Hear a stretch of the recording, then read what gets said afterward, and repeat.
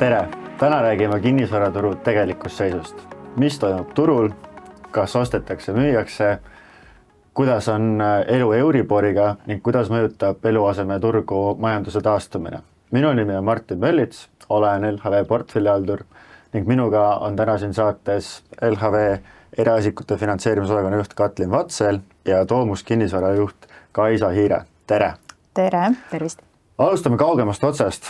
Mis täna üldse elukondlikul kinnisvaraolul toimub? Minu meelest on turg aktiivne ja kuidagi nagu helge, ma ütleks. Ma ei tea, kas pank kannab samamoodi, aga kuigi siin vahepeal justkui uudistesse on viimaste nädalate jooksul laekunud ka selliseid natukene noote Euribori tõusust ja et selline kohe nagu värin juures, et mis nüüd kinnisvaraturule see kaasa toob, siis ega need muutused nii kiired ei ole ja minu meelest nagu kinnisvaraturg on aktiivne, kuigi jah, me ise Tartus nägime pigem ja Tallinnas oli ka tunda, et aasta lõpupoole oli kerget sellist rahunemist, et nõudlus oli natuke tagasihoidlikum, siis nüüd on jälle kevad käes ja ma ütlen, turg on jälle aktiivne. Aga mis täna selles mõttes nagu kaubaks läheb, et lähevad suuremad, väiksemad, uuemad, vanemad või liigub kõike? Liigub kõike, aga minu meelest on turuosalised nagu teadlikumaks muutunud, et nad ootavad sellelt, mida iganes nad ostma lähevad, on see vanem asi või uuem asi, nad ootavad seda selgust, et mida nad ostavad. Et kui me räägime järelturust, siis no ei saa sellist nii-öelda põrsaskotis osta, et nad tahavad väga suurt selgust saada, mida nad ostavad. On see siis korteriühistu majandusseis või naabrite eluolu või siis millised need puudused on ja kas nad on nüüd siis kõigile ette kantud või nad jäävad varjatuks, eks ole. Et uusarendustega on mõnes mõttes nagu lihtsam, et see on natuke turvalisem ost ja kui me räägime hästi suurest turutendentsist, siis minu meelest nagu väga paljud ikkagi vaatavad uusarenduste poole, kõigil lihtsalt ei käi jõud üle. Täna on ju uusarendustel veel selline huvitav siis võimalus klientidele, et paljud neist on valmis. Ehk siis kliendid reaalselt saavad seda uut kodu ka ju näha, et kui muidu sa ostad uusarendust paberil, siis praegu sa tegelikult palju asju oma silmaga üle vaadata. Et uusarendustes on natuke selline muutus toimunud siin viimase aasta-paari jooksul, et on tekkinud seda nii-öelda valmis kaupa.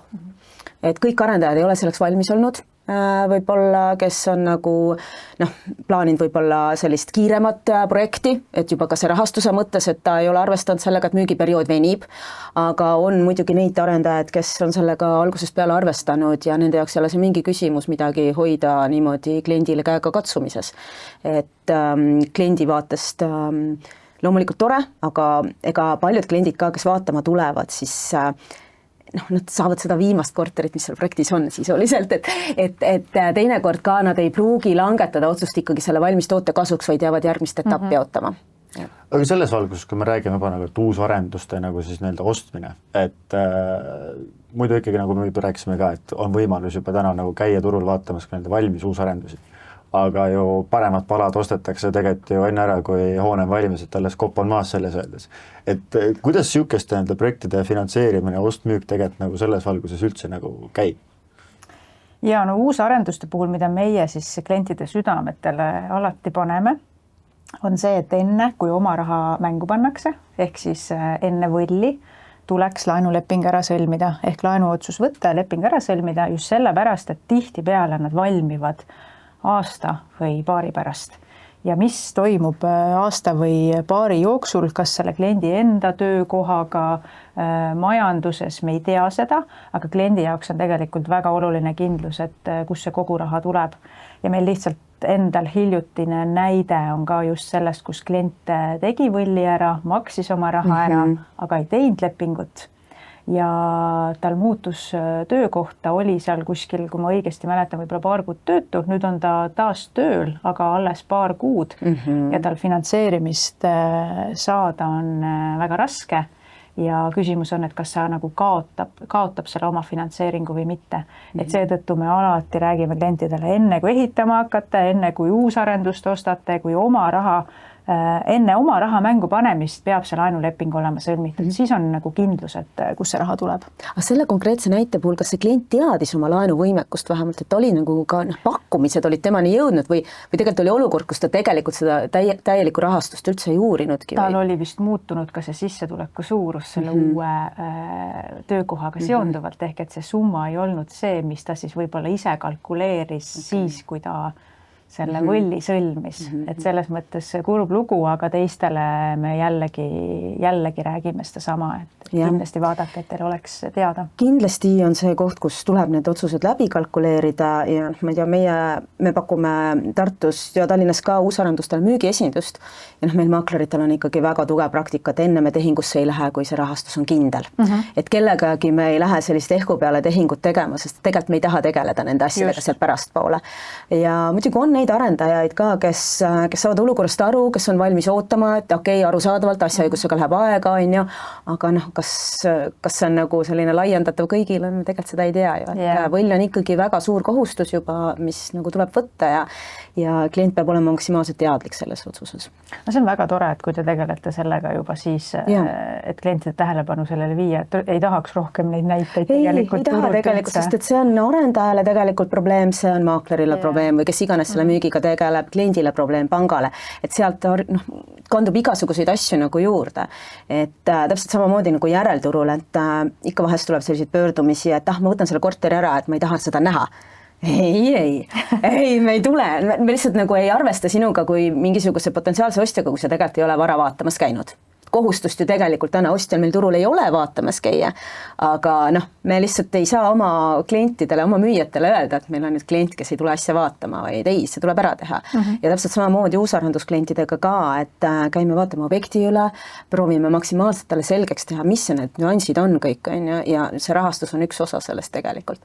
Ja täna ju notarid ka tegelikult uurivad, et see oma finantseering, et kus see pärit on, see on ka meie jaoks nagu selline natuke mingisugune ka väike nagu jälle küngas, mis on vaja ületada, et klient peab suutma oma sissemaksarahad ka ära tõestada, on ju, et me peame selle ka enne ära küsima, mitte nii, et meil on klient ja lähme notarisse, et nädala pärast on tehing, et kõik võtab aega, et see protsess on tegelikult aastate jooksul ikkagi nagu keerulisemaks läinud ja ainult sellepärast, et kliendid oleksid tegelikult turvalisemas tehingus.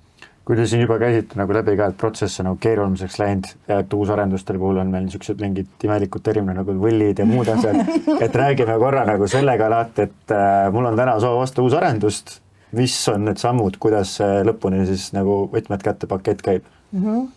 No kui me räägime ikkagi olukorrast, kus asi valmis ei ole veel, on ju, siis tegelikult küllap kõigepealt sa saad üldse kuskilt mingi info, et mingi projekt on turule tulemas või juba on turul, on ju, ja mis sa siis kätte saad sealt, et kui hea on see müügimaterjal, ma arvan, täna see mõjutab väga tugevalt sinu ostuotsust, et kui palju turvalisust sa saad seda objekti tudeerides, et kas sa saad tegelikult nagu selge pildi ette, mis sinna lubatakse, kas nendel lubadustel on ka mingisugune selline kindlus taga või see on selline, et ma tegelikult ei tea, vaatame, kuidas läheb, on ju, et ma arvan, see selline usalduse müük algabki sellest samast esimesest hetkest. Et kui ikkagi uusarendusprojekt lansseeritakse turule, siis müüja peab tegelikult teadma, mida ta müüb. Ja ainult nii saab see müügiesindaja või maakler tegelikult selle info anda ostuhuvilisele edasi. Ja see kõik võtab aega, et tegelikult enda jaoks selgeks teha, et mis asi see siis on, mida osta on vaja. Ja nii kaua, kuni ei ole asi valmis saanud, siis tegelikult minnaksegi ja sõlmitaksegi siis nii-öelda see võlaõiguslik müügileping, on ju. Mõnikord eelneb sellele ka selline lihtkirjalik müügi peatamise kokkulepe, oleks siis õige termin, rahvakeeli räägitakse sellest kui broneerimislepingust, aga ütleme, arendajad pigem ise eelistavad neid võlaõiguslikke tehinguid, et siis on ikkagi võetakse kindlad kohustused ja õigused mõlemale osapoolele. Aga siis juba tegelikult selle protsessi käigus ju klient peab ka oma rahastuse selgeks tegema, et käiaksegi teinekord ühes pangas, aga mõnikord ka mitmes pangas, puuritakse oma laenuvõimalusi ja kas siis nüüd võlaõigusliku tehingusse see pank kaasa tuleb, see sõltub väga palju sellest, et millised on kliendi nagu rahalised võimekused. Et mõnikord kaasatakse panka juba sellesse esimesse võlaõiguslikku tehingusse, kus siis lepitaksegi kokku kõik need ostumüügi tingimused, ostuhind, millal asi valmis saab, millele ta vastama peab, eks ole. Aga kui ma räägin ka olukorrast, kus võib-olla pank kaasatakse tehingusse, siis on see olukord, kus kliendil pole piisavalt vahendeid, et panga abi on juba sellele esimesel sissemaksel vaja. Et need esimesed sissemaksed on reeglina selline 15%, KredExiga 10%, eks ole, et aga mõnikord kasutatakse hoopis lisatagatist, et ei olegi enda poolt mitte midagi sisse maksta ja hoopis pank tuleb, annab oma raha, on ju. Ehk siis, kui võll on tehtud, on ju, siis tuleb natuke oodata vastavalt lepingule, millal siis see asi valmis saab ja siis kutsutakse asjaõigustehingusse. Ja siis on reeglina, kui panga abi kasutatakse, siis on pank ikkagi tehingus kaasas, annab oma sõna seal, et jah, rahad hakkavad liikuma peale allkirjade sõlmimist ja nii see tehing nagu tehtud saab. Ja siis on vara üleandmine, et kas siis tehakse see vara üleandmine, ehk siis nii-öelda võtmed kätte või valduse kätte saamine, kas siis vahetult enne seda notaritehingut või siis vahetult peale seda notaritehingut, et see on nüüd arendajate käekiri puhtalt, et kuidas kokku lepitakse. Kui me siin vaikselt juba puudutasime seda nii-öelda finantseerimise küsimust ka, et pank tuleb mingi hetk nagu mängu ja et mõned jõukamal võib-olla on endal nagu kogu raha nagu selles mõttes olemas. Palju täna üldse nagu panga poole nagu pöördutakse, et kodulaenu nagu siis võtta või et kinnisvara poole palju on nagu nägemast, palju tehakse täna ise oma rahadega üldse kogu nende siis koduostu nagu tehing selles valguses ära? Ma siin paari Tartu projekti pealt tegelikult möödunud aasta kohta tegin kokkuvõtet ja minu meelest ütleme, et kortermajas 70% korteritest lähevad siis kaasfinantseeringuga ehk siis panga abiga näiteks. Et selline 30% on võib-olla need, mis tehakse oma vahenditest. Turuülene statistika peaks olema, et panga laenuga finantseeritakse kuskil 50-60%, ehk tegelikult see läheb hästi et tegemist ka muidugi oli selliste nii-öelda rahvatoodetega rohkem, et mitte mingisugust eksklusiivkinnisvaradega, vaid pigem nagu sellised varad, et 2, 3, 4-toalised korterid, mida siis ostetakse või reeglina ütleme esimeseks kinnisvaraks või midagi sellist, et pigem suurem osakaal. Tegelikult täiendada seda usaldusväärsuse punkti, mis on välja tõid, see arendaja usaldusväärsus, et see on tegelikult väga oluline ka panga jaoks. Sest et kui me seda laenulepingut sõlmime, siis me vaatame väga täpselt, kes see arendaja on, kui usaldusväärne ta on, millised on ta eelnevad referentsid ja sellest tulenevalt otsustame, kas me maksame laenu välja enne kasutusloa saabumist või pärast. Ja kui meie jaoks on ikkagi tegu sellise tundmatu arendajaga, siis me kliendi kaitseks võime sinna panna sisse eritingimused, et me tuleme alles asjaõigusse siis, kui kasutusluba on olemas. Et seetõttu see usaldusväärsus on tegelikult hästi oluline. Jah, et tõesti, ja kui meie ka nagu räägime sellest, et võib-olla pakume mõnele kliendile, ehk siis ma räägingi arendajast nagu müügiesindus, siis tegelikult üks osa meil ongi see, et me ka nagu tahame aru saada, et milline on selle kliendi taust, et millist rahastust ka tõenäoliselt see ostja saab, et meil algab juba sellest hetkest tegelikult see ostjale asja maha müümine, et me tegelikult saame ka ise siis aru, et kui lihtne või keeruline on ka sellel ostjal seda rahastust kätte saada. Et arendaja see usaldusväärsus, pangad mõnes mõttes on need, kellele ju klient otsa vaatab lõpuks, eks ju, et teie andsite mulle selle laenu ja teie pidite kontrollima, et see on selline võib-olla möödunud kriisi nagu õppetund olnud tegelikult. Et selles valguses on nagu nii arendaja, selles mõttes kõik turu osapooled on palju teadlikumad võrreldes nagu mõni aeg tagasi olnud. Jaa, absoluutselt, et ja arendaja ikkagi peab vaatama sellist pikka plaani, et ikkagi arendused ise kestavad pikalt, eks ju, ja ta ei saa tegelikult lubada endale mingisuguseid jamasid, et ta peab nagu väga tõsiselt mõtlema, et kõik tegevused, mis ta teeb, kõik lubadused, mis ta välja annab, et need ikkagi peaksid pärastpoole pidama, sest et muidu on keeruline nagu edasi minna, et kliendid ei usalda, see info levib tegelikult, et kui teinekord ka mõnda kas või sotsiaalmeedias Facebooki gruppi vaadata, siis nii mõnelgi juhul küsitakse teatud projektide või mõne arendaja kohta tausta, et mis on nagu kuulda on või inimesed on lisaks sellele, et guugeldavad, nad vaatavad ka Facebooki, panevad sisse nime ja aadressi ja vaatavad, mis sealt välja tuleb, et see jälg jääb, jah. Et seda on raske nagu pärast tagasi keerata. Kui me räägime finantseerimisest kui sellisest natuke täpsemalt, et see paratamatult ikkagi, nagu siin välja ka tuli, et 60% on ju, käib ikkagi nagu koduostuga selles mõttes nagu kaasas, et me tuleme ju täna ikkagi keskkonnast, kus kõrged intressid on nüüd möödas, meil on selles mõttes natuke parem olla, kuigi siin juba vaikselt käivad mingid kõlakad, et ei tea, mis saab ja nii edasi, on ju, et kuidas selles valguses täna üldse nagu on, et palju see Euribor kui selline üldse nagu meie kliendi nagu laenumakset või võimekust mõjutab, et kui ma ikkagi tahan nagu kodu osta, see on ikkagi asi, millega ma pean selles valguses nagu arvestama. Jaa, absoluutselt, et Euribor mõjutab palju, olles siis üks intressikomponent ja moodustades intressis siis enamuse. Et kui see nii-öelda kliendi intress koosneb pangamarginaal pluss Euribor, siis see keskmine pangamarginaal paar viimast aastat on olnud seal kuskil 1,5–1,6 juures, aga Euribor stabiliseerus meil 2025 2% juurde ja nüüd ta on nii-öelda siis tõusnud. Ehk siis see Euribori osa on oluline, klient vaatab seda makset tänaste numbrite pealt ja meie kui panga roll on siis kliendile selgitada, palun arvutage läbi ka, kui see Euribor näiteks on 3 või nagu 2023 4%, et mis see teie jaoks tähendab. Pank kõik need arvutused teeb.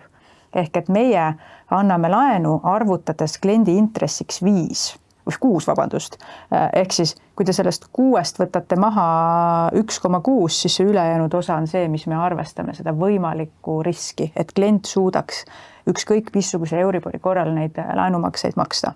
Ja see 6 on tegelikult hästi ennast õigustanud, sest just see viimane Euribori tõus, kus Euribori jõudis 4-ni, klientide võlgnevused ei kasvanud, kliendid kõik jõudsid oma kodulaene kenasti maksta, ehk siis see, et me arvestame 6-ga, on nagu väga õige lähenemine praegu olnud. Aga selle vastu on nagu, et muidu me elame niisugust 6 kuu tsüklilist elu nagu selles valguses kõik nagu enamik nagu kodulaenu omanik on ju. Et kas on võimalik ennast kuidagi nagu seda mingit riski nagu maandada? On võimalik võtta ka selline 5 aasta fikseeritud määr, ehk siis intress 5 aastat on sama. Mis selle juures küll on see, et Eesti inimesed on kõik 6 Euribori usku ja fikseerima tavaliselt hakatakse siis, kui on juba hilja, ehk siis need fikseerimise määrad on juba kõrged. Ja ajaloo põhjal, et miks Eesti inimene on 6 usku, on lihtsalt see, et kuna me oleme niivõrd väike kogukond, siis need, kes on fikseerinud, ongi fikseerinud nendel nii-öelda kõrgetel tasemetel ja oma sõpradele, tuttavatele on siis rääkinud, et ma fikseerisin ära, küll aga Euribor siis pärast seda, ma ei tea, aasta hiljem kukkus ja mina pidin oma kõrget makset edasi ei maksma. Ehk seetõttu, kui see sõna levib, siis pigem eestlased ei kasuta seda fikseeringut. Et kuigi ütleme nii, et me küll ei saa nagu soovitusi pangana anda, et kas sa vali siis 6 Euribor või fikseering, aga et millest nagu lähtuda on see, et kui oluline see nii-öelda hea uni või kindlus on, et su makse on sama ja ei muutu ükskõik, mis siis maailmas ka toimub. Et sellest lähtuvalt siis tegelikult kliendid saavad nagu otsustada, et kellele see fikseering võib-olla sobib ja kellele mitte. Ja fikseeringu puhul, mis oluline on veel see, et fikseeringut me pakume 5 aastaks, et selle 5 aasta jooksul klient peaks ikkagi teadma, et ta ei soovi seda kodu müüa, et ta ostab ja 5 aastat seal elab, sest et sellel hetkel, kui seda varem lõpetada, see nii-öelda tasu selle varem lõpetamise eest on kuskil 1% laenujäägist, võib olla päris kõrge. Siis küll jah, et see võib ju täiesti nagu märgatav summa olla, et kui sul see kinnisvara kamakas on selles mõttes nagu päris nagu arvestatav käes. Aga see on 5 aastat? Fikseeringu 5 aastat, jah. Eks sul 5 aastat on täpselt sama laenumakse. Ma olen ise lihtsalt tähele pannud, et kuidagi nagu see mingi muutus on toimunud turul, et hakatakse selline 4 aastaga hakatakse nagu tundma sellist ebamugavust tunnet, et tahaks vahetada kodu nagu, et on suuremat vaja või mingisugused ootused või nagu mõtted on muutunud, et kui palju see nagu takistuseks saab see 5 aastat? See on uus trend kusjuures, sellepärast, et vanasti see oli selline 7–10. No ma olen nagu hakanud tähele panema, et inimesed on selline 4-5 aastat ja siis on juba rahutus nagu sees, et otsin uut või suuremat või vajadused on lihtsalt muutunud, on ju. Aga ega kui see otsus tuleb, et ma soovin seda vara müüa ja uue osta, ega siis fiksering ei ole see põhjus, miks seda ei tehta. Küllap nii. Aga sükestel puhkudel, kui see nagu trend on praegu nagu sinna poole, et see nagu vara püsib nagu lühemat aega siis nagu käes. Et mis siis tegelikult nagu saab, et mul on nagu kodu on olemas, justkui tahaks nagu uut asja endale, on ju, et vähe nooblimat või suuremat, on ju. Et mis mu need valikud on, et kas nagu enne tuleb vana maha müüa ja vahepeal kuusal elada kuskil või et kuidas see nagu on mingeid lahendusi siin ka selles mõttes? Hästi paljud tegelikult võimalusel jätavad oma olemasoleva vara alles, isegi kui sul on see laen peal, on ju, proovitakse leida võimalusi, kuidas mitte seda müüa, eks ju. Ja proovitakse siis, ma ei tea, üürilande või midagi sellist, eks ju. Aga kui nüüd sellist varianti ei ole, et sa saad mitut kinnisvara üleval pidada, siis uusarendustes ostmise puhul ongi see võib-olla kõige nagu toredam võimalus, et sa saad nii-öelda nii kaua, kuni uus asi valmib, eks ole, saad oma vana kasutada veel, et siis paralleelselt samal ajal tuleks lihtsalt ajastada õigesti see müügihetk, et ütleme, korterite puhul ikkagi 3 kuud peaks olema selline nagu mõistlik müügiperiood, eks ole, et tuleb alustada lihtsalt õigel hetkel selle olemasoleva vara müügi realiseerimist, et tuleb hakata tegutsema selles suunas. Sest et uusarenduse puhul on ju selgelt teada, millal asi valmis saab, et millal tuleb siis nii-öelda tehingusse minna. Ja kui palju sul siis vahendeid on selle tehingu jaoks, et kui see asi valmis on saanud, et kas pangast tuleb kõik või peadki midagi maha müüma ja nendest vahenditest siis ülejäänud selle ostusumma ära maksma. Et need olukorrad on erinevad, aga lahendused on olemas ja täna minu meelest, kui on tegemist hea varaga, siis ostjad on valmis ka väga paindlikkuseks, et ütleme, et kui me ei räägi olukorrast, kus tegemist on uusarenduse ostuga, on ju, et tahetakse nagu pigem midagi olemasolevat turult osta, siis head asjade puhul ikkagi käivadki need paindlikud tingimused käivad tehingu juurde. Ei ole ainult see, et hind määrab nagu tehingu, vaid tegelikult tehingus on ju väga palju muid olulisi osasid ka. Ja üks nendest näiteks ongi see, et millal vabastatakse see vara. Et saab tegelikult ju kokku leppida, et okei, müügihind on siin 100 000, aga ma tahan müüjana kasutada seda korterit veel 4 kuud. Siis võib-olla tuleb see hind ja need tingimused kõik vastavusse panna ja on võimalik selle kokkuleppega edasi minna. Et see on üpriski tavaline, et ei ole see, et 30 päeva ja palun astu välja või? No see on mingisugune selline võib-olla levinud tava, et 30 päeva, aga tegelikult on need kõik läbirääkimiste osa, et kuidas osapooled kokku lepivad, et sellist reeglit ei ole, et 30 päeva. Võib-olla mõnel hetkel on see päeva pealt ja teine hetk on see 3 kuud hoopis. Meil on tegelikult pangas ka lahendus nendele klientidele, et meil on selline toode nagu koduvahetuslaen, ehk siis ja viimasel me päris palju seda jälle näeme. Kliendil ongi, tõenäoliselt ongi need kliendid, keda sina näed, et see 4 aasta pealt tuleb rahutus, elu on võib-olla muutunud, vajadused on muutunud, mistõttu ka uus kodu on vajalik. Ehk siis vana kodu on alles, aga juba leitakse midagi, mis meeldib. Siis koduvahetuslaen ongi selline toode, et sul vana kodu, koos siis tavapäraselt on seal peal ka laen, on alles, sa saad uue osta. Me paneme su sellele laenule siis maksepuhkuse, ehk et sa maksad ainult intressimakset, kus su makse on väiksem ja sul on kohustus siis see vana kodu ära müüa 6 kuni 12 kuu jooksul ja siis sa tagastad pangale mingisuguse summa. Et seal on nii-öelda kliendid üldiselt ei tea sellest võimalusest, me üritame ka hästi palju informeerida, et selline võimalus on, tule aruta läbi, mis kliendi jaoks on oluline, on see, et mis see müügil see puhver on. Ehk et kui palju ma pangale pean tagasi maksma versus mis on see müügihind. Et seal peab olema puhver selleks, kui selle 6-12 kuu jooksul midagi juhtub, muusika jääb seisma, kui palju seda puhvrit on hinnas alla tulla. Ja teine asi, mida me nendele klientidel kindlasti tungivalt soovitame, mitte ise müüa, vaid alati kaasata kohe maakler, sest meil on jällegi ajaloos näiteid. Kliendid tavaliselt hakkavad ise müüma niimoodi, et on neil mingisugune hind, mis nad soovivad sellest saada. Ja näiteks, kui see müügiperiood on 6 kuud, siis 3 kuud on üleval see hind, see kõrge hind, huvilisi ei ole. Ja siis vaadatakse, et oi, et see panga tähtaeg hakkab tiksuma. Siis võib-olla seal 4. kuul natukene alandatakse, aga tegelikult enamus klientidel puudub see selline ikkagi maakleri töö kogemus, seda hinda seal õiglaselt hinnastada ja vaadata, et mis see tõenäosus on, et see asi nüüd ära läheb. Ehk siis, ja võidaksegi jääda liiga hiljaks selle kuupäevaga. Seetõttu me väga soovitame, et maakler on kohe kaasas, sest et ta oskab siis arvestada selge 6 kuud on, 2 kuud võib-olla selle hinnaga ei lähe, kui palju me alandame, ta näeb, mis kliendid räägivad, mis on see tõenäosus ja kõik need jutud. Aga muidu et see toode on täiesti olemas, kliendid kasutavad ja ma ütleks, et kuna siis me ikkagi eelmisel 24 võib-olla kadusid need koduvahetuslaenud ära, et see on hästi sõltuvuses sellise klientide nagu kindlustundega. Et kui klientide kindlustunne hakkab taastuma, siis ka koduvahetuslaenud jälle on päevakorral ja praegu me neid näeme. Aga kuidas see siis tehniliselt nagu on, et põhimõtteliselt nagu mul kliendina on siis justkui 2 aktiivset laenu nagu selles mõttes nagu töös või? Ja, kas me paneme nad kokku, näiteks ei ole üldse vahet, kus pangas sul see vana koduga laen on. Et me võtame selle üle ja paneme selle kokku selle uuega, sul sisuliselt on 1 laen, kus on 2 kinnisvara on tagatiseks. Ja sellel laenul on maksepuhkus, sa maksad intressimakset. Ja siis selle aja jooksul, kui sa müüd selle vana kodu ära, siis sa tead, mis on see summa, mis sa tagastama pead, maksepuhkus lõpeb ja sinu 1 koduga laen elab oma elu, normaalset elu edasi. väga-väga huvitav selles mõttes nagu pakkumine nagu kliendile, et kindlasti kui tulevikus endal on vaja, siis täitsa nagu võtab kaalumisse. Aga kui me räägime nagu sellest ka, et mainisime, et läheb see tsükkel nagu aina lühemaks ja nii edasi, mille vastu tegelikult täna nagu üldse nagu rohkem nagu huvi tuntakse? On need nagu 2-toalised, 3-toalised, kui me räägime just nagu ennekõike nagu korterite nagu vaatest? No ma olen näinud, ütleme, aastaid selle sees olles, et pigem nagu 3-toaliste osas on huvi natuke kasvanud kui aastaid tagasi veel. Et tänane võib-olla see olukord, kus ka sellist kodukontorit või sellist ettevõtlust, väikeettevõtlust on nagu palju rohkem kui 5 või 10 aastat tagasi. Et siis nagu 3-toaliste osas on natuke paremaks see seis läinud, et varasemalt ikkagi oli kõige levinum ikka 2-toaline ja siis 3 oligi selline vahepealne, ei olnud ei perele ega sellisele, ütleme, noorpaarile või üksikule, eks ole.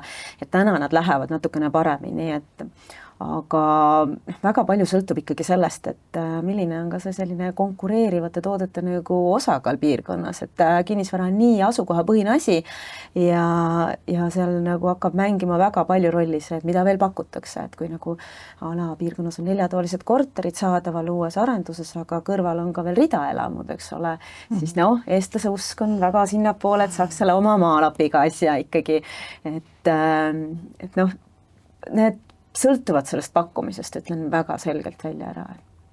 Pigem nagu on trend siis nagu sinna poole, et liigutakse nagu suurtemate nagu pindade järgi, et 2-1-toalised pigem ei ole nagu nii teema või? Ma arvan, et kui 1-toalisi rohkem turul oleks, küll neid ka ostetakse, aga arendajad ei tee neid ju väga palju, et eks seal sõltub ka sellest, kuidas oma nagu selle projekti üldse nagu kokku mängitada saad, et lähevad väga hästi ju tegelikult ka siis pisikesed mikrokorterid nagu eriti Tartu linnas meil, et üürimiseks nagu ideaalsed või siis ka enda järelkasvule tegelikult mingiks perioodiks kasutada.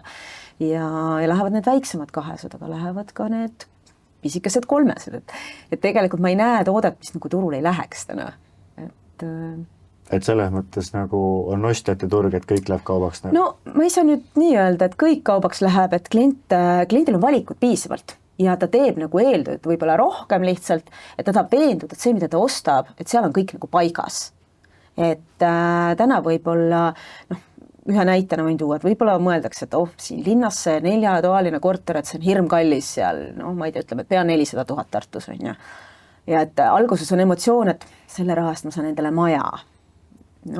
Hakkad otsima, siis päris tegelikult nii ei ole, et sa saad küll, aga see ikkagi asukohalt on hoopis teises asukohas on ju, et mõnes mõttes nagu tahaks ju seda maja saada, aga kas sa nagu ka päriselt jaksad seda Tartu linna osta, et ei jaksa on ju. Et need keerulised valikud on seal alati. Kui me räägime, et selles mõttes, et suurtematest tükkidest ja nii edasi, et aga kui me tuleme täiesti nagu esmase koduostja juurde, et siuke noor 20. alguses, olgu siis nagu üksi või kaasega, plaanib nagu oma kodu osta. Mingi väike summa on kuskile ka nagu tekkinud, on ju, et kuidas see protsess selles valguses nagu näeb? Kas noored üldse ostavad täna kodusid? Ostavad ikka, jaa. Et selgelt peab olema neil juba panga vaatest, et mingi korralik töökoht, kennad sissetulekud ja kes siis on ise ajanud omale selle mingi sissemakse raha kokku või siis vanemad toetavad, et kes kasutab lisatagatist või kuskilt ikkagi nagu see sissemakse raha tuleb, et mina pigem nagu noorele soovitan võimalusel kasuta, kui oled nagu nii-öelda vastu tingimustele, siis kasuta seda ostuvõimalust kui üürivõimalust. Kui ei ole muidugi plaanis Eestist ära kolida või nii-öelda ei tea oma eluplaane siin lähima aasta jooksul või pikemalt. Ja me näeme ka noori, et noored ostavad kodusid ja jah, nagu sa ütlesid, et nad on kas ise selle sissemakse kokku saanud, aga väga palju ka ikkagi meie noortel selles mõttes on vedanud, et nende vanematel on ikkagi seda säästumeelt, et koguda see vajalik omafinantseering ja nad toetavad noori. Ja noorte puhul siis KredExiga on võimalik alates 10% omafinantseeringuga osta. Ja et meie näeme, et kenasti. Kui me räägime siin, et KredExiga koos on võimalik 10% peab siis nagu enda nagu vammanat olema selles mõttes nagu kogutud, on ju. Et aga oskad sa nagu selles mõttes ka nagu välja tuua, et oletame, et mul on siuke soov, olen leidnud omale siukse ilusa oma noore inimese unistuste kodu, on ju, et niisugune maksumusega 150 000, et mis see kogu nii-öelda siis rahaline pott kokku oleks, mis ma pean ise siis selles mõttes nagu välja käima. Sest et seal on ju mingid nagu tehingutasud ja noh, kõik muud jutud on ka veel selles mõttes juures. Ja kuna sa palusid vaadata selle summa puhul, et mis need kulud enam-vähem tulevad, siis seda ma tegin, et kui me võtame nüüd, et klient 10% on tal oma finantseering, eks see laenusumma on 135 000 ja kuumakse 30 aasta peale tuli vist äkki 650 €. Nüüd millega ta arvestama peab? Lepingutasu kuskil 300 €. Jah, pankadel on ka kampaaniaid, kui saab ka soodsamalt, aga võtame siis nagu ilma kampaaniat, et niisugune keskmine. 300 €, KredExi tasu 400 €. Enam-vähem sõltub, kui palju pank seda KredExi käendust siis kaasata soovib, aga teeme mingisugust eeldused, ehk see on 400 €. Kinnisvara hindamine sõltub nüüd, kas ta võtab kinnisvara siis büroost hinnangu või kasutab panga sisehinnangut, see on siis 150 € kuni 300 €. Lisaks on notaritasu, selle korteri puhul siis kuskil 1000 € ja vara kindlustamine. Ehk et tegelikult, kui me need numbrid nüüd kokku liidame, siis on kuskil 2000 kopikatega. Hüpoteegi seadmise kulu võib seal ka muidugi veel juurde. No koos ongi notarikulu ostmüük pluss hüpoteek. Et need nagu niisugune siis 150 000 puhul, et 10% on 15 000 on ju, et niisugune paar tuhat tasub sinna niisugust nagu julgelt puhvrit nagu veel peale arvestada, et mis siis selle tehinguga tegelikult siis kaasas käib. Just, ja see on eeldusel, et sinna koju ei ole siis midagi vaja joosta, eks. Ja ma tahtsin rääkida, et sa ostad selle sisustatud korteri siis sel juhul, aga tegelikult ma ütlen, noorte eelistused on väga selged sinna uusarenduste poole kaldu ja need reeglina on üsna tühjad need korterid, aga küllap nüüd ka selles olukorras, kus arendajad ikkagi seda valmisvara hoiavad endal käes, et hakkab tekkima rohkem seda, kus on sisustust ka sees või vähemalt osaliselt seda sisustust sees. Köögid näiteks tulevad praegu siin kaua peale. Jah, et köögid koos tehnikaga või siis garderoobid midagi, et kliendi jaoks oleks see sissekolimine nagu mugavam, et ta võib-olla ka teeks selle otsuses valmis korter osta, mitte jääda ootama seda mingit järgmist lainet või järgmist etappi, et kus ta saab paremini valida võib-olla aknavaadet või korrust või midagi sellist. Aga millest see tuleneb, et kas see on puhtalt nagu see, et ma ei tea, Tallinnas me näeme, et siin erinevaid elamukvartaleid muudkui lüüakse järjest püsti, on ju. Et kas see on nagu sellest, et pakkumist on nagu nii palju, et need korterid lihtsalt jäävad kätte, et kuidagi on vaja lihtsalt arendajate need nagu maha müüa või me näeme seda nagu mujal Eestis ka selles mõttes? Mis sa täpselt mõtled? Et need kööke asju müüakse nagu pidevalt.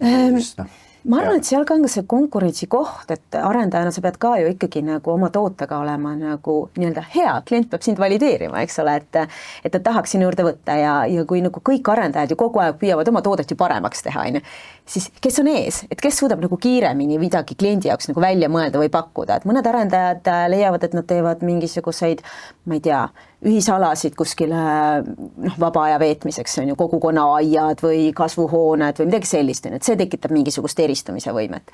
Ja osades korterites siis, kes siis pakub köögimööbli juba sees näiteks või garderoobi või võib-olla veel mingit mööblit, eks ole. Et mis on see mugavus või atraktiivsus, mis sa kliendile kaasa tood? Konkurentsiolukord ju tegelikult seal samas kõrval ju tingib ka selle, et sa ei saa arendajana teha täpselt samamoodi, nagu sul 10 aastat tagasi tegid. Et kui me räägime mingi kogukonna loomist ja midagi niisugust, et on ju täiesti ka nagu neid noored, kes ongi, et linnaelu nagu väga näha ei taha ja tõmbaks nagu linnast otsad kokku ja koliks maal ära. Et kas maal üldse pangalaenu saab? Saab, et meie finantseerime üle Eesti, et ei ole vahet, missuguses Eesti otsas see kodu on. Lihtsalt tendents on see, et enamus tehinguid tehakse Harjumaa, Tartumaa piires, aga sellegi poolest on üle Eesti.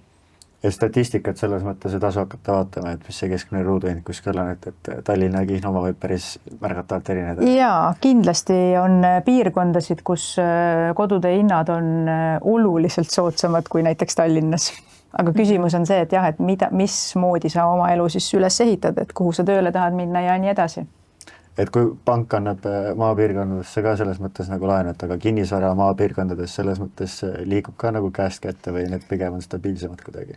Kinnisvara ikka liigub, et kui maale me nüüd siis lähme lihtsalt, eks ole. Tallinnast välja lihtsalt. Et vaata, ma olen Tallinnast, siis siin teinekord maal tähendab ju ka seal Rapla kandis, on ju. Et ikkagi kõik ei saa ju linna osta. noh, kõigil ei ole lihtsalt seda võimalust ja sellised ka suuremate keskuste lähedased piirkonnad on tegelikult atraktiivsed. Et ma kujutan ette, Tallinnas on ju selliseid sõsarpiirkondi väga palju, kust rahvas ju pendeldabki linna ka käima, et kus arendajal on tegelikult võib-olla seda mahtu, mida arendada näiteks, et linnas sees ei olegi võib-olla nii häid ressursse, mida kasutada oma ettevõtluse jaoks. Aga kui me lähme päris maale, eks ole, siis noh, sinna seda nõudlust jällegi ei ole, eks, et seal ei ole lisaks sellele korterile ju väga rohkem mitte midagi, mis kinni hoiaks, et kui palju nagu need kogukonnad ka ise jaksavad ja suudavad seda elu seal hoida, et noh, need on tihtilugu on need entusiastid, kes seal seda teevad. Kui me räägime seda, et jah, et noh, noored ostavad ka kinnisvara ja et noortel võib-olla on nagu vähem elukogemust ja nii seda on ju. Ja et vahet ei ole, et kas sa ostad nagu uusarendust või nagu vanemat kinda, et noh, et põrsast kotis ei osta ja tavaliselt arendajate puhul on ikka see, et küll jämeliist nagu puudused kinni katab, on ju. Et millised puudused üldse nagu tänapäeval nagu kinnisvaratehingutes üldse nagu aset leiavad, et kui ma ostan endale mingit eluaset või asja ja kuidas need üldse tuvastada? See on hästi intrigeeriv teema, puuduste teema praegu, et minu meelest selliseid puuduste varjamist kardavad nii ostjad kui müüjad, et see ei ole ühekülgne asi ja minu meelest see on ohumor või noh, nii-öelda murekohaks ka tegelikult finantseerijale, et ta ka tegelikult ei tahaks sellist vara ju tagatiseks saada, kus ilmnevad hiljem mingisugused nagu puudused, et aastate jooksul ju ka pangad on ikkagi hakanud nõudma palju rohkem seda, et dokumendid oleksid korras ja ainult tänu sellele tegelikult on ka turul selline natukene nagu selline korrastumine toimunud, sest et turuosalised tegelikult ei saa alati aru, miks nagu korras dokumente on vaja. Et nad ütlevad, pank nõuab või pank nõudis või miks mul seda vaja on, ma ei tea, 3 aastat tagasi, kui ma laenu võtsin, ei olnud kellelegi see probleemiks. On nagu hästi tavaline väide nagu. Jah, vaata ostmishetkel ei mõtle selle müümishetke peale. Et mul võib olla probleeme müüa, et nad on niivõrd nagu mõnes mõttes nagu armunud inimesed. Nad on emotsioonides, sest nad ostavad kodu. Neil on seal see emotsioon, nad on juba niimoodi sinna sisse ära kolinud ja nad ei mõtle selgelt. Ja siis on hästi oluline tegelikult, et oleks maakler, kes ütlebki, et siin on need ja need ja need ja need puudused. Ja küll on hea, kui on puudused teada, sest et kõige hullem lugu on see, kui ongi varjatud puudused, mida tegelikult keegi ei tea. Et mõnikord võivad olla varjatud puudused ju sellised, mis on tahtlikult varjatud müüja poolt, sest noh, müüja on ju seda asja kasutanud tõenäoliselt oma elukohana ja ta tegelikult peaks kõike teadma. Aga alati nad ei ole ka varjatud, et mõnikord on ka niimoodi, et müüja ütleb, et aga minu jaoks ei ole puudus, sest ta tegelikult ei saanud aru, et milles see probleem on. Tema oli harjunud elamagi niimoodi, et küsimus ei olnudki selles, on ju. Et nad ei oska alati neid asju välja tuua, aga ostja jaoks võib tekkida sellest puudus ja siis läheb see vaidlus lahti. Et väga raske on nagu öelda, et mis need puudused on, sest et need võivad olla erinevates olukordades erinevate osapoolte jaoks erinevad. Et võib-olla mingi näitena toon välja, et näiteks müüja ütleb, et ei ole nii-öelda varjatud, vaid on nii-öelda probleem on ju, või eripära näiteks vanemas kortermajas, et näed, üleval korrusel on selline natuke lärmakam naaber, et mängib, ma ei tea, pilli või midagi sellist on ju. Ja tuleb ostja, kes ütleb, et tema jaoks ei ole see mingi küsimus, mul ei ükskõik, kes seal üleval on, teda ei häiri see on ju. Aga on mõni teine ostja, kes ütleb, et aga see on väga suur puudus ja ta ei osta selle tõttu, on ju. Et siin on see koht, kus tegelikult tuleb endale müües väga selgelt teha audit oma varale, mida sa müüd ja alati nagu küsida selle pilguga ka, et kas kedagi teist see ka häiriks peale minu. Et minu enda vaade on võib-olla see, et see ei häiri, aga kas see võiks nagu sellist mõnda teist inimest häirida, on ju. Ja ostja peab olema ka tegelikult hoolikas, et ei saa kogu nagu seda vastutust minu meelest nagu ainult müüja poole üle kanda, vaid ostja peab päriselt huvi tundma, mitte ainult emotsiooni pealt ostma endale asja, et tõesti süveneda dokumentidesse, küsida kuludokumente, uurida naabrite kohta, uurida ühistu kohta, on ju.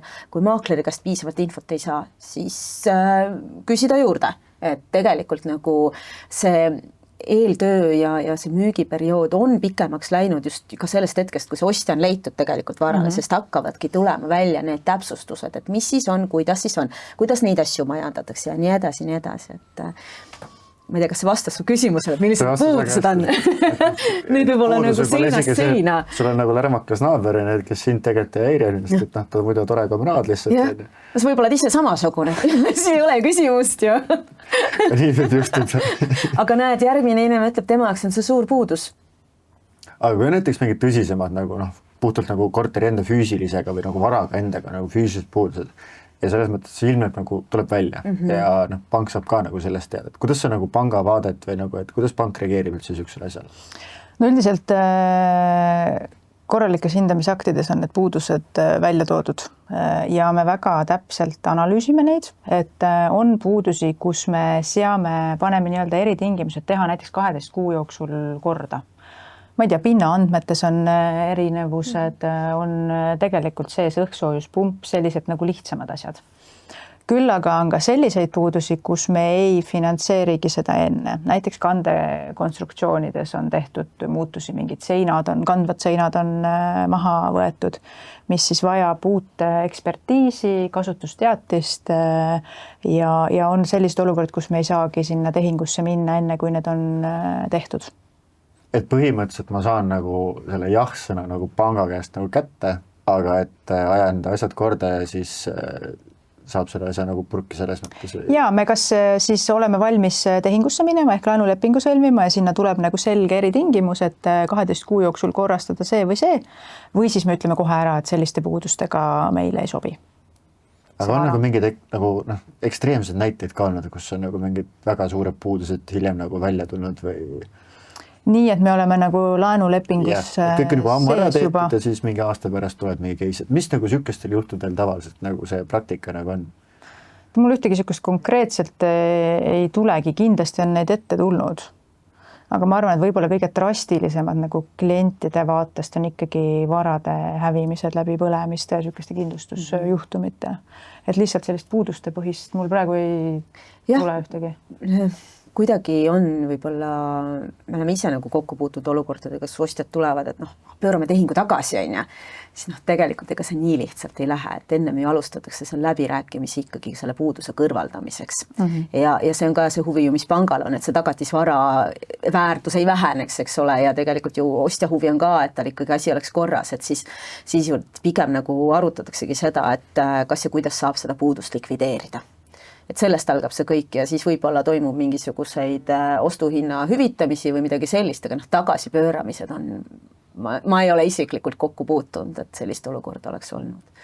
Et pigem ikkagi ollakse nagu lahendustele nagu orienteeritud, et... No minu meelest ka kui vaidluseks läheb, siis ega see niisama lihtne protsess ei ole nagu tagasi pöörata neid tehinguid. See on ikka kohtu kaudu ja kohtuprotsessid on väga pikad ja väga kulukad, et mul ei tule ka ette, et meie klientide seas me oleksime seda nagu... Ma olen pigem kuulnud võib-olla seda kohta, kus klient on nagu saanud aru, et siin ikkagi mis iganes eripärad, võib-olla need ei olegi need suured puudused, nimetame neid eripäradeks, on avaldunud selle aja jooksul, kui tema korterit kasutab näiteks, siis ta teeb otsuse, et ta müüb seal edasi.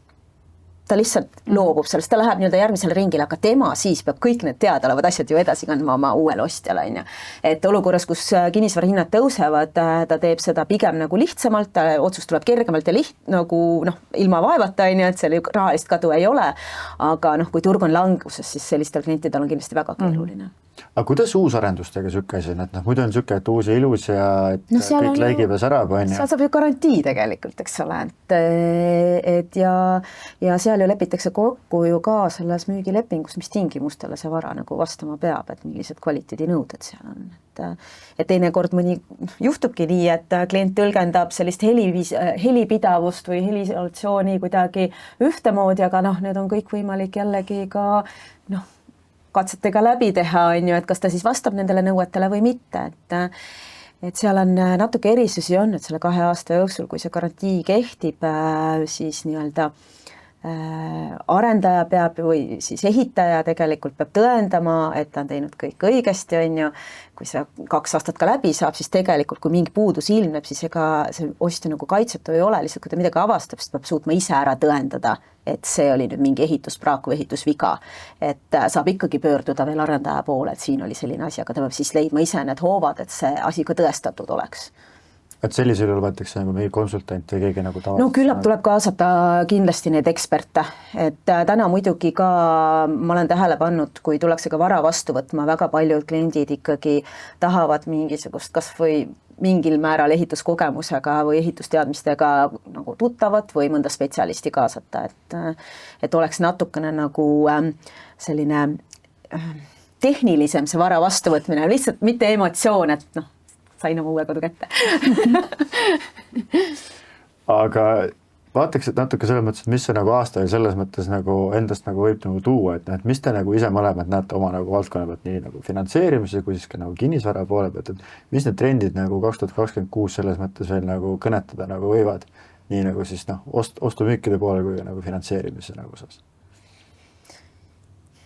No mina näen ikkagi selgelt seda liikumist, et uuem kinnisvara on nõutum turul, et kas on aastaid kinnisvaraturust huvildatud, eestlane väga on huvitatud kinnisvaraturust ja alati ikkagi tuleb neid küsimusi. Kinnisvarausku eestlane, kinnisvarausku inimene. Täiega, et noh, Kaisa, et kes need korterid kõik ära ostab, mida siin arendatakse, no ma ei tea, ise ostate, sest et te tahate endale suuremat, paremat vaadet, väiksemaid kommunaalkulusid, paremaid naabreid, ilusamat hooviala, paremat parkimisvõimust. Me tegelikult ise kõik tahame kogu aeg midagi paremat, on ju?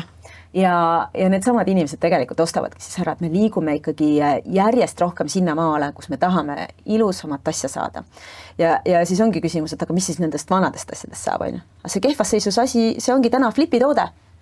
Et seda ei lähegi mitte ükski nii-öelda koduostja tegelikult täna vaatama turule.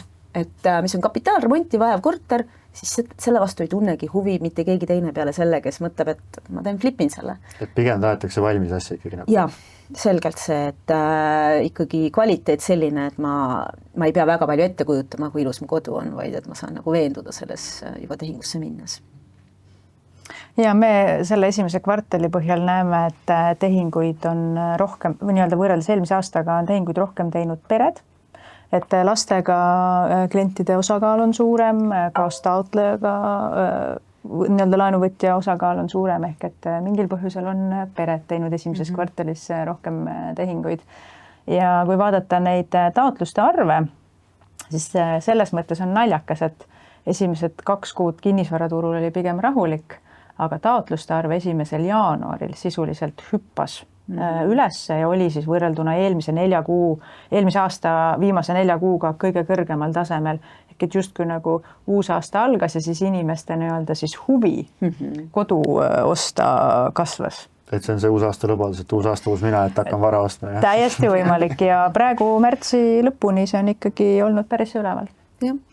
Et ega nagu ka me oleme rääkinud siin erinevad puudused ja kõik see tundmine, ongi need protsessid võtavad kõik kauem aega lihtsalt, et kui sa leiad ka selle vara, mida sa tahaksid osta, no väga harva, kui sa jõuad seal mõne nädalaga nagu tehingusse, enamasti võtab see kauem aega, sest juba pangas läheb kauem aega, andmeid kontrollitakse palju enam, sa pead tõestama võib-olla oma väljavõtteid, oma raha päritolu ka pangale on ju mingid sissemaksete asju. Et siis ka, kui rääkisime sellest nii-öelda koduvahetuse puhul, et asja müümine, et müüjad teinekord mõtlevad, et mis siis ära ei ole paari kuuga mul asi müüdud, aga tegelikult nad alahindavad seda. Et kõik asjad võtavad aega, et mõnikord on hea, kui on maakler kaasatud, ta on teinud müügiobjektile korraliku auditi ära, seal on dokumendid, asjad juba korda aetud. Ja siis võib minna kiiresti. Aga mitte alati. Ja ma võib-olla täiendaksin, et pangas küll ei lähe aega, küll aga on oluline just see klientide eeltöö endal. Ja täpselt. Just, et pank teeb kiiresti otsus ära, aga pangal on dokumente vaja, on ju, et võib-olla muidugi on kiiremaks läinud ajas see ka, et kuidas ma oma erinevate pankade väljavõtteid saan esitada, on ju, et ei ole vaja enam kõike nagu välja printida ja paberi saata, piltlikult, eks ole. Jah, täna on nagu lihtne, aga siiski, kui sul on neid pangakontosid rohkem kui 1 või 2, siis see ikkagi võtab aega, on ju, et anda kõik need ligipääsud ja asjad vaadatakse üle, et kliendina endal läheb lihtsalt rohkem aega, et asjad kokku panna. Aga selles valguses ma küsiski nagu viimase küsimuse, et kui te räägite, et siin mingite asjadega võtab aega, mingitega mitte, et kas täna on siis õige kodu osta või ei ole? No koduost, see on selline klassikaline küsimus ja mu klassikaline vastus, et see peaks alati sõltuma nagu vajadusest, et me elame täna siin ja praegu olenemata sellest, mis ümberringi ju toimub, et meil on see nagu üks elu, mida elada ja seda tulekski elada siis nii-öelda vajadus ja võimaluste põhiselt. Ehk et tuues näite, kui pere on siis saanud just oma esimese lapse, eks, ja see elupind on väike, ja nüüd, kui jahtida seda, et millal need kinnisvara hinnad nagu on õiged, et osta, et kui kaua ma seda pere siis selles väikses kodus hoian, ajades taga seda sinilindu. Ehk et see peaks ikkagi olema vajaduste ja võimaluste põhine. Ja. teinekord ongi nii, et sa teed selle otsusega ära, et ma nüüd tahan osta, aga sa ei leia 3 aastat mitte midagi, mida osta. Et ei tasu nagu seda otsust edasi lükata, et ma hakkan nüüd 3 aasta pärast vaatama, vaid tegelikult, kui sa tunned, et nagu kodu vajab väljavahetamist, siis asuda liikuma, sest alguses võtab isegi see aega, et sa saaksid aru, mida sa tahad. Et käia kas või lihtsalt nagu vaatamas. Ja tegelikult on niimoodi, et inimesed käivad, vaatavad erinevaid objekte ja siis need alles saavad aru, et kas on nende jaoks on olulisem asukoht, ruutmeetrid või kvaliteet, et mis kõige rohkem nende jaoks nagu määrab ja mis on tegelikult ka nende rahalised võimekused, et ka seda tihtilugu ei teata ja niimoodi siis käiaksegi mõnel objektil ära, saadakse aru, et seda ma osta ei saa, on ju. Et see on pikk protsess, see ei juhtu üleöö ja teinekord ongi nii, et kui sa siis oled ise aru saanud, mida sa tahad ja sa leiad selle õige asja, selle otsa juhused teinekord aitavad või elu aitab kaasa, sa leiad ja siis peab väga kiire olema. Et teinekord ka teistel ostjatel on samamoodi huvi selle kena asja vastu seal heas piirkonnas. Sest mis kõige hullem, mis selle inimese juhtuda saab, on, kui FOMO tuleb peale, ehk fear of missing out, siis see kõik see eeltöö, et mida ma tegelikult vajan, tahan ja saan, see jääb nagu ära ja tehakse otsuseks. Ainult emotsiooni pealt. Ja, et siis ka kardetakse ilma jääda, sest et keegi teine ka veel tahab. Et oluline on, kui sa tead, mida sa tahad, siis sa ei lähe selle emotsiooniga niisama lihtsalt kaasa, vaid sa oskad kaalutleda natuke oma otsust paremini ka. Ja no selle 3 aastaga ju kinnisvarihinnad muudkui ju kasvavad ja kasvavad. Ja mul on üks sõber, kes enam ei küsi seda küsimust, et millal hinnad kukkuma hakkavad. Ta on seda mu käest juba mingi vähemalt 5 korda küsinud siin 10 aasta jooksul, et nüüd enam ei küsi. Selles valguses suur aitäh teile väga toreda vestluse eest ja kui mõnel kuulajal vaatajal peaks mingid täpsustavaid küsimusi tegema, siis ma usun, et nii Toomuse kui ka LHV kodulehelt leiab mingid täpsemad vastuseid tekkivatele küsimustele. Meile võib alati helistada laenuteemalistel küsimustel. Ja meie aitame siis kinnisvaratehingutes. Super, aitäh teile. Selline sai meie tänane kinnisvarateemaline saade. Aitäh kuulamast ja vaatamast. Aitäh. Aitäh.